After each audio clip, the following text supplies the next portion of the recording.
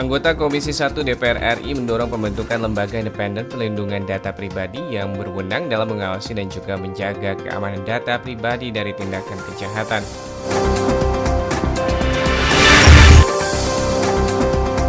Anggota Komisi 4 DPR RI mendorong peningkatan kesejahteraan nelayan budidaya melalui penambahan bantuan peralatan maupun program pasar lokal dan koperasi yang menyerap hasil budidaya nelayan.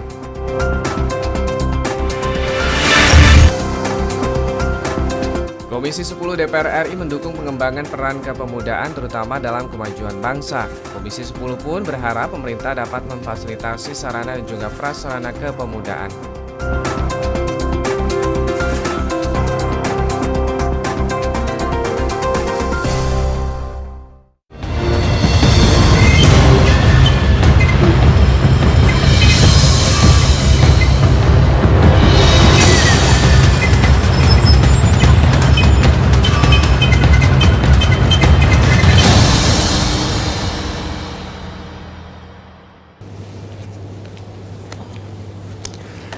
Pagi, apa kabar Mirsa? Tentunya Anda berjumpa bersama kami dalam acara yang selalu akan memberikan inspirasi maupun wawasan baru untuk Anda, yaitu Suara Parlemen bersama saya Yuslihayanti dan rekan saya.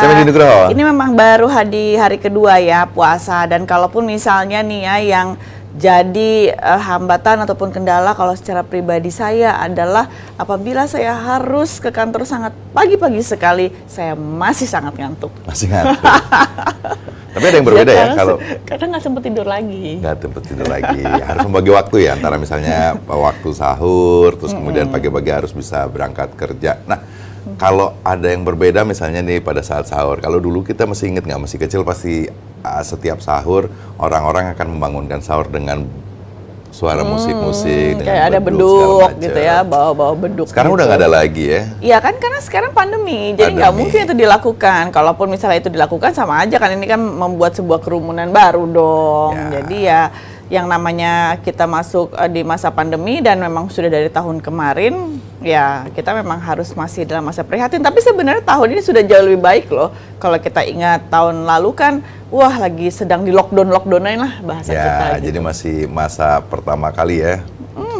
Agak sedikit berbeda. Ini udah kali kedua ya, tahun kedua untuk bulan puasa. Bersyukurnya seperti itu, dan saat ini juga kan sudah ada penurunan setelah ada vaksin, dan di bulan puasa vaksin juga boleh loh tetap dilakukan. Tetap dilaksanakan. Mudah-mudahan sih ya. Jadi untuk mengejar herd immunity ini memang untuk dilakukan vaksin walaupun di bulan puasa. Iya. Dan mengawali pagi ini akan kami berikan beberapa informasi kepada Anda. Yang pertama terkait dengan perlunya membentuk lembaga perlindungan data pribadi. Anggota Komisi 1 DPR RI mendorong pembentukan lembaga independen perlindungan data pribadi yang berwenang dalam mengawasi dan menjaga keamanan data pribadi dari tindakan kejahatan. Berikut informasi selengkapnya. Anggota Komisi 1 DPR RI mendorong pembentukan lembaga independen perlindungan data pribadi yang berwenang dalam mengawasi dan juga menjaga keamanan data pribadi dari tindakan kejahatan. Di Gedung DPR RI Jakarta, Juniko Siahaan mengatakan urgensi dari dibahasnya rancangan undang-undang perlindungan data pribadi adalah memberikan kepastian hukum bagi masyarakat atas keamanan data pribadinya yang dijamin oleh negara. Untuk itu perlu ada otoritas atau lembaga independen yang berwenang menjalankannya. Kalau dibilang di bawah Kominfo jadi lucu, karena nanti pengolah datanya adalah kementerian dan lembaga, pasti akan ada konflik of interest ya kan gitu. Kalau yang mengawasi juga sesama eksekutif, makanya kita berharap ada lembaga independen. Anggota Komisi 1 DPR RI Juniko Sihaan menambahkan di era digitalisasi dengan perkembangan teknologi yang semakin canggih, data pribadi harus dikelola dengan standar yang terintegrasi dan didukung platform yang mampu memberikan jaminan bagi pelaku usaha maupun konsumen termasuk dalam transaksi online. Dan makin ke sini yang namanya data itu makin menjadi sebuah barang yang kita bilang gold lah, emas lah ya. Nah, sehingga benar-benar harus dilindungi karena bukan hanya seseorang, bukan hanya pribadi, tapi banyak pihak termasuk negara bisa dirugikan kalau ada pencurian data pribadi ini. Komisi 1 DPR RI juga menekankan pentingnya perlindungan dan pengendalian terhadap subjek data pribadi agar mampu mencegah terjadinya kebocoran data dan kasus penipuan. Ajib dan Kristio Handoko, TVR Parlemen, melaporkan. Berita kedua pemirsa yaitu mengenai kesejahteraan nelayan budidaya harus ditingkatkan. Anggota Komisi 4 DPR RI mendorong peningkatan kesejahteraan nelayan budidaya melalui penambahan bantuan peralatan maupun program pasar lokal dan koperasi yang menyerap hasil budidaya nelayan. Kami berikan liputannya untuk Anda. Anggota Komisi 4 DPR RI mendorong peningkatan kesejahteraan nelayan budidaya melalui penambahan bantuan peralatan maupun program pasar lokal dan koperasi yang menyerap hasil budidaya nelayan. Dalam program Parlemen Bicara yang diselenggarakan di Provinsi Bali, Bagus Adi mengatakan, pengembangan nelayan budidaya ikan kerapu dan lobster harus diberi dukungan penuh oleh pemerintah pusat dan juga daerah. Saat ini ketersediaan keramba jaring apung masih sangat terbatas. Minimnya alat tangkap ikan juga membuat nelayan harus mengeluarkan modal tambahan. Jangan hanya memberikan keramba jaring apung, tapi dia harus dilengkapi dengan alat tangkap. Pakan kerapunya, contoh, diberikan jaring tangkap. Nah, sehingga nelayan budidaya ini tidak lagi membeli pakan kerapu. Sarana di hilirnya, ya mungkin cold storage dan sebagainya, sudah itu koperasi badan usahanya. Anggota Komisi 4 DPR RI Bagus Adi menambahkan, Pemda perlu menggelar program pasar lokal yang khusus menyerap hasil budidaya nelayan. Selain itu, perlunya pemberian tambahan modal bagi nelayan untuk terus melakukan kegiatan budidaya. Nah, pasar lokal ini juga akan menjadi suatu solusi. Nah, karena apa? Karena restoran banyak ada, ya. Jadi jangan hanya diekspor saja, tapi kita harus memberikan gizi kepada masyarakat kita lebih banyak. Sementara itu, Kementerian Kelautan dan Perikanan mengeluarkan program pengembangan perikanan budidaya dengan mengembangkan budidaya perikanan lokal yang paling diunggulkan, serta memastikan sektor perikanan terbebas dari gangguan karena pandemi COVID-19. Dari Provinsi Bali, Hilman Hidayat, TVR Parlemen, melaporkan. Informasi selanjutnya terkait dengan Komisi 10 DPR RI mendukung pengembangan peran kepemudaan, terutama dalam kemajuan bangsa. Komisi 10 pun berharap bahwa pemerintah dapat memfasilitasi sarana dan prasarana kepemudaan. Berikut informasi selengkapnya. Komisi 10 DPR RI mendukung pengembangan peran kepemudaan, terutama dalam kemajuan bangsa. Komisi 10 pun berharap pemerintah dapat memfasilitasi sarana dan juga prasarana kepemudaan. Ditemui saat kunjungan kerja spesifik Komisi 10 DPR RI ke Kota Pekanbaru, Provinsi Riau, Wakil Ketua Komisi 10 DPR RI Abdul Fikri mengapresiasi usaha pemerintah Kota Pekanbaru untuk tetap berusaha memfasilitasi baik sarana maupun prasarana bagi kegiatan kepemudaan. Mendorong kemajuan tadi sesuai dengan Undang-Undang 40 tentang kepemudaan, ini bisa maju bersama. Jadi karena 1,2 jumlah penduduk di Provinsi Riau, bagian dari Pekanbaru ini, saya kira ini menjadi prioritas. Nah, oleh karenanya akses bagaimana menggunakan fasilitas sarana prasarana itu supaya juga bisa digunakan untuk pembinaan, apakah itu pembinaan pemuda atau olahraga. Wali Kota Pekanbaru Firdaus mengatakan dirinya mengapresiasi masukan yang disampaikan tim kunjungan spesifik Komisi 10. Yang menambahkan Kota Pekanbaru terus berusaha mengimplementasikan program-program unggulan Kementerian Pemuda dan juga Olahraga. Baru saja disampaikan beliau bahwa apa yang kita lakukan di sini, baik tadi yang ditanggapi oleh Pak Joni sebagai staf ahli Menteri, dan juga ini telah mengimplementasikan program-program keunggulan, program-program unggul yang ada di Kementerian Pemuda dan Olahraga untuk mendorong pembangunan kepemudaan. Dari Kota Pekanbaru, Provinsi Riau, Rangga Wijaya, TVR Parlemen, melaporkan. Selanjutnya pemirsa, yaitu Indonesia mampu lahirkan pemimpin muda berkelas dunia. Wakil Ketua DPR RI Aziz Samsudin menilai perlunya peningkatan peran pemerintah untuk mendorong terbentuknya calon-calon pemimpin muda yang mampu bersaing di tingkat internasional. Ini dia liputannya untuk Anda.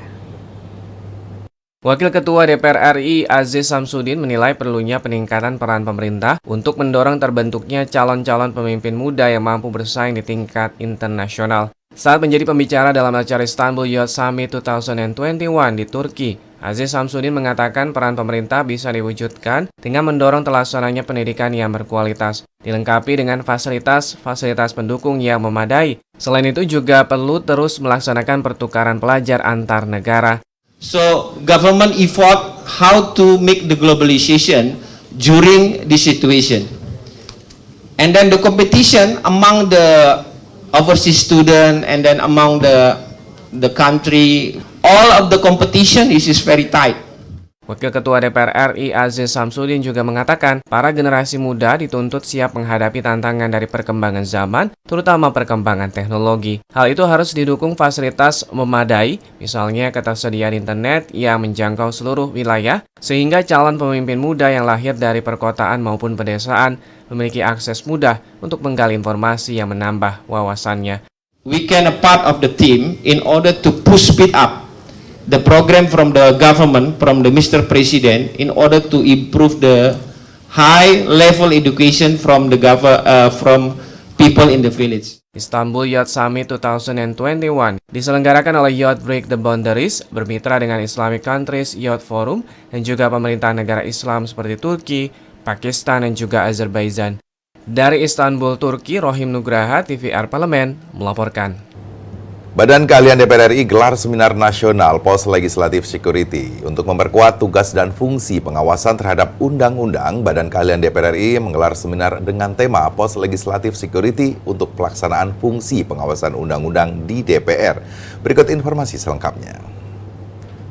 Untuk memperkuat tugas dan juga fungsi pengawasan terhadap undang-undang, Badan Keahlian DPR RI gelar seminar dengan tema Pos Legislative Scrutiny untuk pelaksanaan fungsi pengawasan undang-undang di DPR. Menurut Ketua Badan Legislasi DPR RI Supratman Andi Akta, selama ini masyarakat diberikan ruang untuk mengukur sejauh mana capaian dan juga manfaat sebuah undang-undang. Mengingat produk suatu undang-undang adalah peraturan yang dibuat berdasarkan kesepahaman antara pemerintah dengan DPR. Nah, tuntutan partisipasi publik, terutama masyarakat, itu sangat penting dan itu selalu terbuka. Yang kedua, kan boleh dilakukan dalam proses legislatif, judicial review umpamanya, kalau ada dirasa yang bertentangan dengan sesuatu yang tidak seharusnya terjadi pertentangan antara undang-undang dengan undang-undang di bawahnya. Itu menjadi bagian penting bagi masyarakat untuk melakukan judicial review. Wakil Ketua BURT DPR RI Ahmad Dimyati Natakusuma berpendapat, undang-undang sebagai produk politik selalu mendapatkan respon pro dan juga kontra, untuk itu diperlukan Pos Legislative Scrutiny. Ya, namanya untuk betul-betul bagaimana mengevaluasi, melihat apa kendala yang dihasilkan oleh sebuah produk undang-undang ini. Nah, maka inilah tugasnya diantaranya Badan Keahlian, DPR juga termasuk Badan Legislasi, AKD, dan semua pihak yang ada harus betul-betul bertanggung jawab dengan hadirnya undang-undang yang produk undang-undang yang dikeluarkan. Pos Legislative Scrutiny atau PLS adalah sebuah metode yang digunakan untuk memantau dan juga mengevaluasi implementasi dari sebuah undang-undang. Doni Supriyanto dan Divo Rahman, TVR Parlemen melaporkan. Dan kini pemirsa, informasinya terkait dengan Komisi 2 DPR RI apresiasi peningkatan partisipasi pemilih di Pilkada Kalimantan Tengah 2020. Dalam rangka reses masa persidangan 4 tahun sidang 2020 hingga 2021, Komisi 2 melakukan kunjungan kerja ke Provinsi Kalimantan Tengah berkenaan dengan pelaksanaan Pilkada serentak tahun 2020. Ini dia liputannya. Dalam rangka reses masa persidangan 4 tahun sidang 2020-2021, Komisi 2 melakukan kunjungan kerja ke Provinsi Kalimantan Tengah berkenaan dengan pelaksanaan Pilkada serentak 2020. Ditemui usai rapat, Wakil Ketua Komisi 2 Samsur Rizal mengapresiasi partisipasi masyarakat Kalimantan Tengah dalam mensukseskan penyelenggaraan Pilkada serentak 2020 lalu. Selain itu, apa yang menjadi kekhawatiran akan munculnya klaster penyebaran COVID-19 tidak terjadi. Ada hal yang menarik di sini bahwasanya partisipasi dari para pemilih itu meningkat 10% dibandingkan penyelenggaraan pemilihan sebelumnya. Ini adalah sesuatu yang memang kami pandang sebagai sesuatu yang cukup kita banggakan. Karena salah satu ukuran yang dapat kami katakan bahwa penyelenggaraan pilkada serentak. Hal senada disampaikan Irwan Ardi Hasman yang mengapresiasi kelancaran penyelenggaraan pilkada serentak tahun 2020 lalu di Provinsi Kalimantan Tengah dengan minimnya pelanggaran-pelanggaran yang terjadi. Pilkada tahun 2020 pada KPU dan Bawaslu kami menyampaikan apresiasi yang tingginya sudah berhasil meningkatkan partisipasi masyarakat sebanyak 10%. Ya, walaupun belum mencapai target ya Pak ya, tapi diharapkan nanti ke depan akan lebih baik lagi. Juga Bawaslu dengan penyelesaian masalah-masalah yang ada bisa terselesaikan dengan baik. Dari Provinsi Kalimantan Tengah, Andre, TVR Parlemen melaporkan. Ya memang untuk masalah memberikan sebuah apresiasi yang begitu luar biasa misalnya untuk Kalimantan Tengah pada saat pelaksanaan pilkada serentak di tahun lalu di tahun 2020. Tapi ada beberapa berita juga di sini juga saya menarik sekali untuk masalah mendukung yang namanya peningkatan atau pengembangan kepemudaan di Indonesia. Begitupun juga kita wajib untuk mencetak pemimpin-pemimpin muda yang mampu bersaing di tingkat internasional. Ini kayaknya yang paling penting nih. Karena kalau kita beberapa artikel mengatakan bahwa pemuda ini adalah garis atau orang-orang yang merasa paling terpuruk di masa pandemi. Ya. Ini juga paling menjadi efek kena penting, lah paling ya kena. bahasanya secara psikis ya. Tapi kan kalau misalnya juga untuk namanya kemajuan sebuah bangsa ini kan tergantung bagaimana bentuk generasi mudanya. Pemudanya ya penting kan? ya. Pemudanya, generasi mudanya. Bahkan sampai-sampai saja kalau kita lihat sekarang tindakan radikalisme saja yang disasar adalah generasi muda. Generasi muda. Tapi lebih kepada biasa disebut generasi milenial ya. Nah, bukan generasi muda. Tapi kita itu masih masuk ya generasi muda ya. makanya lebih baik kita bicara generasi muda daripada generasi Masih beda ya. Ya pemirsa, setelah ini kami akan hadir kembali ke hadapan Anda karena kami harus jeda terlebih dahulu karena kami sudah siap dengan harian Kompas yang terbit pada pagi hari ini. Jangan kemana-mana, masih bersama kami tentunya di Suara Parlemen.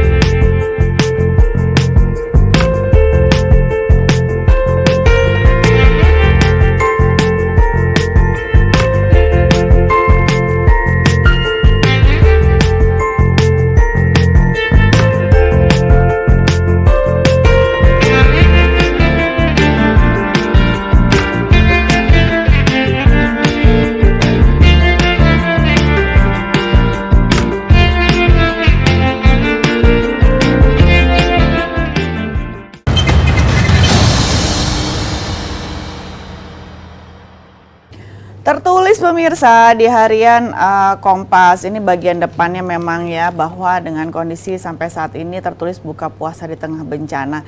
Sedih sekali ya kalau misalnya memang kita masih melihat ada potret saudara-saudara kita yang berbuka puasa di tengah bencana. Jadi kita kalau misalnya sampai saat ini kita harusnya bersyukur bahwa kita masih dikasih kesehatan dan keselamatan ya oleh Tuhan Yang Maha Esa. Dan nantinya juga akan kami hadirkan pemirsa apa saja yang memang akan kami pilihkan sebagai headline surat kabar. Akan segera kami masuk dalam headline surat kabar.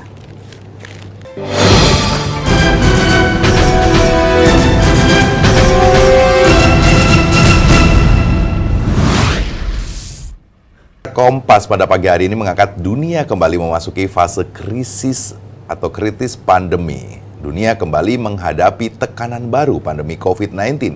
Beberapa negara mencatatkan penambahan kasus baru secara signifikan dan terhambatnya vaksinasi.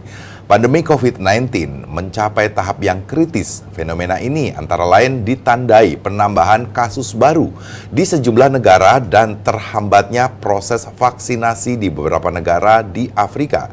Tak hanya itu, di Eropa yang sistem kesehatannya cukup mendukung, warga dibayangi peningkatan jumlah kematian akibat COVID-19. Kasus meninggal akibat COVID-19 di 52 negara di Eropa telah mencapai lebih dari 1 juta jiwa. Adapun di dunia, COVID-19 telah menginfeksi total lebih dari 136 juta penduduk yang merenggut nyawa lebih dari 2,9 juta jiwa warga. Tapi kalau misalnya dilihat dengan kondisi seperti ini, harusnya nih pemerintah juga harus cukup saklek untuk bisa misalnya juga bagaimana dengan kondisi turis mancanegara, begitupun juga warga negara Indonesia yang tinggal di luar negeri yang mau masuk ke Indonesia. Nah, bagus sekali. Jadi tadi dua variabelnya ya, terkait juga misalnya bicara masalah bagaimana vaksinasi ini masih terhambat. Kemudian ada misalnya varian baru COVID ini juga menjadi hal yang sangat membahayakan juga. Tapi artinya pemerintah terus menggencarkan kembali lagi-lagi masalah vaksin di bulan puasa, lagi-lagi akan dilakukan vaksin baik siang maupun malam tetap dilaksanakan. Ini mungkin terus ya, bagus ya. Nah ini kan karena kan kita lihat kendalanya lebih banyak memang di luar negeri, baik misalnya di Eropa dan Afrika tadi yang terhambatnya pemberian vaksin kepada masyarakat di sana. Dan tapi kalau misalnya Indonesia kan perlu berjaga-jaga karena Indonesia baru dalam tahap pemberian vaksin. Ya kan, dan ini kan juga belum ke semua daerah dilaksanakannya. Jadi kita memang harus perlu waspada nih, apalagi banyak sekali kan setidaknya warga atau misalnya orang-orang baru dari luar negeri ini masuk ke Indonesia. Nah, dengan varian-varian baru ini ya. Nah, takutnya kan ataupun khawatirnya kan bahwa varian baru dari virus tersebut. Dan memang detailnya pemirsa, kami ambilkan ke hadapan Anda mengenai dunia kembali memasuki fase kritis pandemi. Ini memang ada di Harian Kompas yang terbit pada pagi hari ini ya, Rabu 14 April tahun 2021. Nih detailnya ada di sana. Kami jeda kembali, jangan kemana-mana, masih bersama kami tentunya di Suara Parlemen.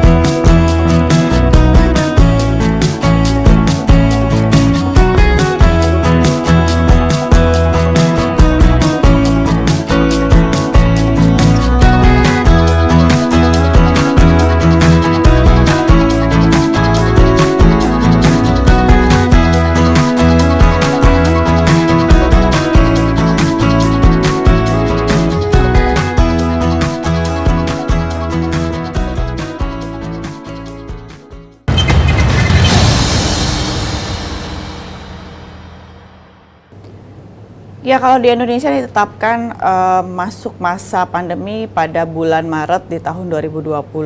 Di awal tahun 2021 kalau kita lihat beberapa bencana alami terjadi, baik itu di Indonesia bagian timur. Kita waktu itu juga lihat saudara-saudara kita di NTT terkena musibah, dan beberapa waktu lalu saudara-saudara kita juga yang berada di Malang, ya, Jawa Timur juga terkena musibah bencana alam berupa gempa bumi.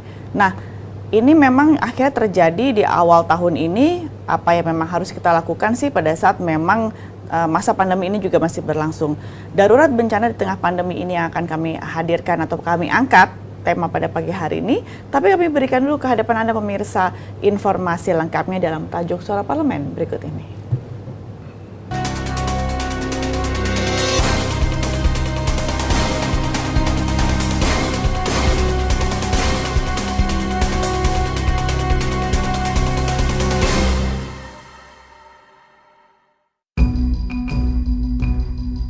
Gempa di Jawa Timur.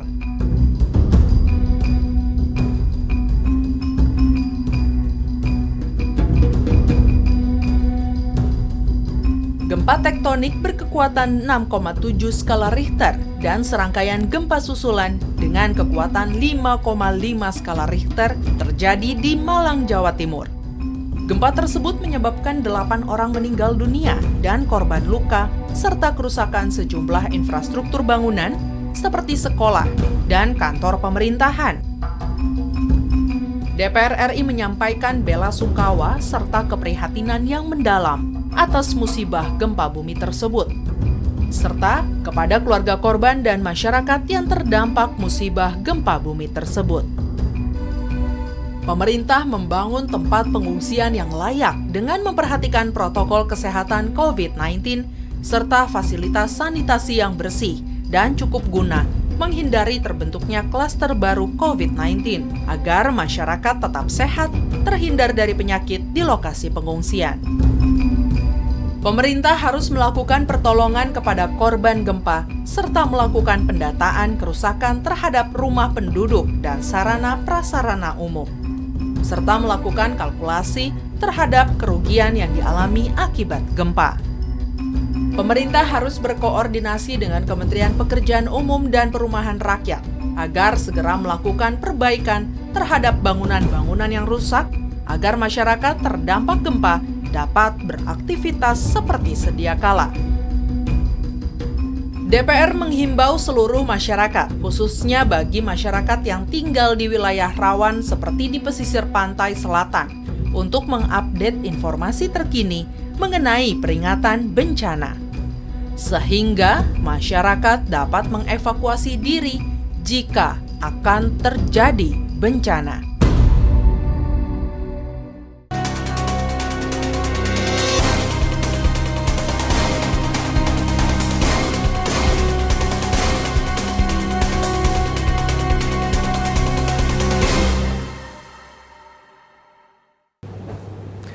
Gempa tektonik berkekuatan 6,7 skala Richter dan serangkaian gempa susulan dengan kekuatan 5, skala Richter terjadi di Malang, Jawa Timur. Gempa tersebut menyebabkan 8 orang meninggal dunia dan korban luka, serta kerusakan sejumlah infrastruktur bangunan seperti sekolah dan kantor pemerintahan. DPR RI menyampaikan bela sungkawa serta keprihatinan yang mendalam atas musibah gempa bumi tersebut, serta kepada keluarga korban dan masyarakat yang terdampak musibah gempa bumi tersebut. Pemerintah membangun tempat pengungsian yang layak dengan memperhatikan protokol kesehatan COVID-19 serta fasilitas sanitasi yang bersih dan cukup guna menghindari terbentuknya klaster baru COVID-19 agar masyarakat tetap sehat, terhindar dari penyakit di lokasi pengungsian. Iya, betul sekali. Kalau yang namanya lokasi pengungsian ini harus sangat diperhatikan. Setidaknya memang dibutuhkan air bersih, begitupun juga dengan bagaimana mengantisipasi jangan sampai nih yang namanya penularan virus COVID-19 ini terus berkembang. Dikarenakan kan belum tentu semua warga Malang ataupun misalnya juga yang terkena musibah ini sudah divaksin, terutama ini banyak sekali sepertinya juga anak-anak. Ya, kalau kita lihat memang menjadi atau melihat di tempat pengungsian ini kan kita pasti akan melihat fenomena bahwa tidak mungkin akan ada jarak ya, karena biasanya kan dengan tenda-tenda yang diberikan gitu, tapi masyarakat harus berdesak-desakan. Nah, memang agak sedikit PR nih di tengah pandemi ini, harus membuat satu tenda pengungsian, misalnya ada gempa atau banjir atau apapun itu, harus dilakukan protokol kesehatan. Artinya jumlahnya harus lebih banyak lagi kan ya? Ya kan, karena kan semua penuh dengan keterbatasan, Medi. Ya kan, apalagi kan misalnya di pengungsian. Ini kan memang terlihat nih pada saat juga di Harian Kompas kan potretnya adalah ini nggak menjaga jarak gitu ya. Buka puasa bersama ya kan, buka puasa bersama, dan ini juga adalah warga pengungsian di bencana di Jawa Timur, di Malang tadi yang memang sudah kita bacakan untuk pemirsa. Ini kan terbukti bahwa memang untuk masalah menjaga jarak ataupun misalnya untuk menjaga protokol kesehatan 5M ini sulit sekali untuk bisa dilakukan di sana atau diterapkan di sana. Tapi artinya kan bicara masalah bagaimana melaksanakan protokol kesehatan di tempat pengungsian misalnya atau di tengah adanya musibah seperti ini, walaupun ada rasa tidak tega, tapi kan untuk membuat tidak adanya klaster baru ini juga penting sekali dong ya. Nah, bagaimana sih sebenarnya pemerintah daerah ini untuk misalnya mencari jalan keluar, mengantisipasi jangan sampai juga penularan virus COVID-19 ini terjadi di sana. Karena bahaya sekali, takutnya satu orang terkena saja, ini imbasnya bisa cepat kemana-mana. Dan kalau dilihat misalnya untuk menjaga kebersihan, apakah juga jumlah hand sanitizer juga banyak? Misalnya kan juga lagi sedang juga untuk masalah keperluan atau misalnya kebutuhan air bersih juga harus banyak. Dan kemudian bagaimana dengan kondisi penggunaan masker, benar atau tidak? Penting juga, jadi Ini tetap harus ada diperhatikan. pengawasan, misalnya pemerintah, daerah, atau satuan tugas di sana untuk terus mengingatkan bahwa di tengah pandemi seperti ini, walaupun kondisinya di tengah misalnya bencana sekalipun harus tetap melaksanakan ya. Ya, setidaknya memang harus bahu-membahu ya, membantu warga pengungsian tetap bisa waspada akan hal ini. Pemirsa jangan kemana-mana, masih berkaitan dengan tema tersebut, kami akan hadirkan setelah jeda berikut. Masih bersama kami ya di akhir acara nanti di Suara Parlemen.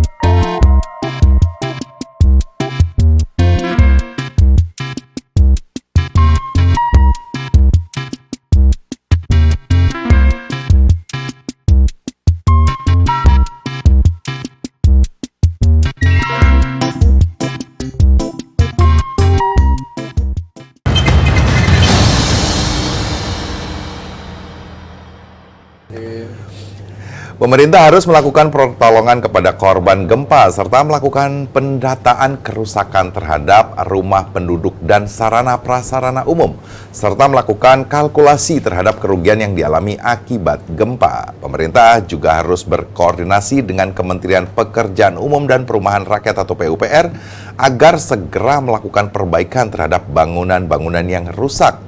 Dan juga agar masyarakat terdampak gempa dapat beraktivitas seperti sedia kala. DPR RI menghimbau seluruh masyarakat, khususnya bagi masyarakat yang tinggal di wilayah rawan seperti di pesisir pantai selatan, dan untuk mengupdate informasi terkini mengenai peringatan bencana sehingga masyarakat dapat mengevakuasi diri jika akan terjadi bencana. Ya harus semuanya bersatu ya, setidaknya untuk mengantisipasi jangan sampai bencana ini terjadi lagi. Nah kalau masyarakat tadi sudah diingatkan bahwa masyarakat misalnya sudah mendapatkan tanda-tanda yang mencurigakan, ya harus segera melapor. Begitupun juga mungkin BMKG ya, biasanya kan kalau misalnya ada perubahan cuaca yang cukup ekstrim, misalnya juga ada kondisi-kondisi yang mengkhawatirkan, setidaknya memang harus memberikan informasi baik itu kepada mitigasi warga. Bencana ini penting banget. Ya, mitigasi bencana di awal juga penting banget, atau memberikan informasi kepada Basarnas ataupun BNPB. Nah, ini kan juga harus saling kerjasama ya. Karena bencana ini pasti datangnya secara tiba-tiba. Tapi pemerintah kan pasti dengan beberapa badan sudah mengetahui, diberikan edukasi kepada masyarakat, sosialisasi bagaimana cara mungkin mereka mengevakuasi diri. Ini juga penting sekali, artinya dengan bencana yang datang tidak memberikan efek yang besar jika sudah disiapkan jauh-jauh hari. Betul, dan harapan kita bersama semoga tidak ada bencana alam terjadi lagi ya di beberapa daerah di Indonesia, karena dengan kondisi sampai saat ini masa pandemi saja belum usai, kenapa masih ada saja bertubi-tubi yang namanya musibah ini terjadi di Indonesia. Dan tetap kuat, tetap semangat untuk saudara-saudara kita yang masih ada di tempat pengungsian di daerah Jawa Timur. Semoga ini cepat berlalu, segala macam kerusakan semoga cepat ditangani oleh pemerintah. Dan pemirsa, dengan demikian Suara Parlemen edisi pagi hari ini telah usai. Jangan lupa ya, selalu menjaga kesehatan mulai dari diri kita, karena tanpa sengaja kita sudah menjaga kesehatan di lingkungan sekitar kita. Salam sehat selalu, saya Yusri Hayanti. Saya Medi Nugroho. Tentunya bersama rekan-rekan kami yang bertugas pada pagi hari ini mengucapkan terima kasih atas perhatian Anda dan sampai jumpa.